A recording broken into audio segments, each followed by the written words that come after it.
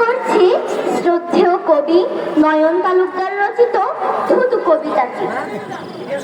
এই আমি থুতু দিলাম আমার সমস্ত শক্তি দিয়ে, আমার সমস্ত ইচ্ছা শক্তি দিয়ে, নির্ভয় একুশের প্রত্যয়ে স্বৈরাচারের মুখে এই আমি থুতু দিলাম। না, চমকে ওঠেনি আমার হৃদয়, না